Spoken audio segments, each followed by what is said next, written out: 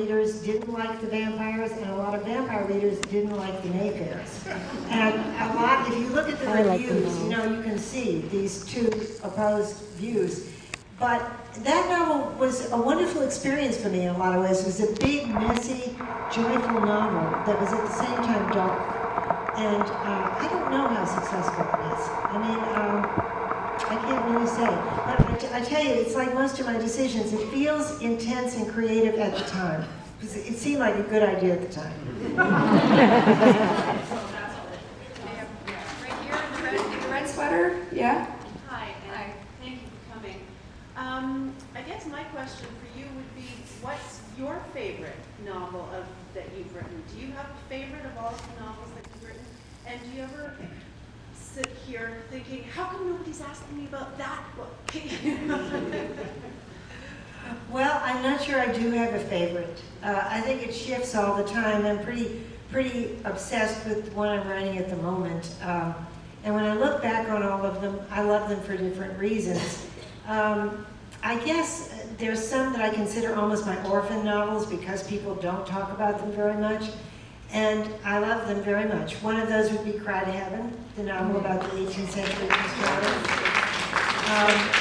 Another novel I feel very strongly about is Christ the Lord, The Road to Cana, which is about Jesus in his hometown right before his public life begins. And that novel was just, I think, one of the best I was ever able to put together. That's one of my favorites, too. Oh, thank you. I'm glad to hear that. And you know, there are a couple of others like that. That Violin was a novel I felt very strongly about. And also, what am I leaving out? Feast of All Saints, you know. But I get involved with each one passionately. And each one represents a commitment, so I can't say which is my favorite, really. Right here? Actually, I wanted to ask about if you're going to be writing any more books about Jesus or about any biblical. I'm sorry. themes. Can you say that more loudly? Sorry. I was actually going to ask if you were planning to write any more books about Jesus or about any of the biblical stories. Well, I do want to go on with the Christ the Lord series. I would like to, but I became really confused by the theological battles over the meaning of Jesus' public years. And I think my contribution may end up just being the two books about his private life as a child and as a young man. I'm not sure I want to move into the theological pitch battle over what he meant by this and what he meant by that, and so forth. So that's why I bogged down in the series. It was a sort of crisis of faith in a way, and not wanting to get into that fray, because those novels were researched and intended to be completely biblically accurate and historically accurate. But when you get into Jesus' public life, there's no consensus on what's biblically accurate. You know, so I don't know. I don't know if I'll ever be able to go back to it. Question in front here? Yeah, I have a question. I've been to New Orleans maybe 3 times, all very recently. Can you speak louder? Yeah, I've been to New Orleans recently, and the flavor of the city is so much the language of what, you know, many of your books have been about.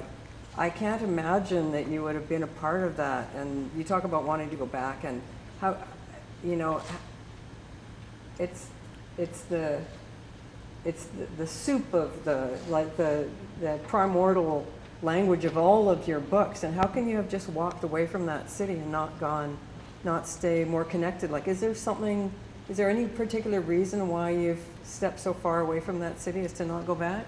My husband died, and my son, my only child, was living on the West Coast, and I found myself alone in our house. And we had had an absolutely wonderful life there for 15 years. My husband was a poet and a painter, and his studio was on the 3rd floor, and Christopher was one of those very outgoing children who was involved in little theater in high school and Mardi Gras, and, you know, was member of a crew and had his own float in the parade. And it was a great life. It was wonderful. And suddenly that all came to an end. Christopher went west, you know, to live on, he had been born in California, and he went back to California, and Stan died. And I was alone in that house, and I felt it was time to move on and do something different. There was no way to sustain, continue, recreate that life that we had had. And I really felt it was time to go. And I've never regretted leaving. I would like very much, though, to have a small apartment in the Quarter, because that would be a new existence for me there. I never lived in the French Quarter. And I would really love to be back there part of the year in the Quarter. I miss it terribly, but I also love living in California. I lived 30 years in Northern California, and I first went to California when I was 4 years old. So it was always a second home, a second base. That was really it, though. And I feel California very strongly, big presence in your books too. Yeah, it really Like is. the landscape of California is Yeah. definitely a big part of you. Yeah, and politically, I'm very much a Californian, a Democrat, a liberal, an advocate for women's rights, gay rights, rights of children. I mean, I'm in the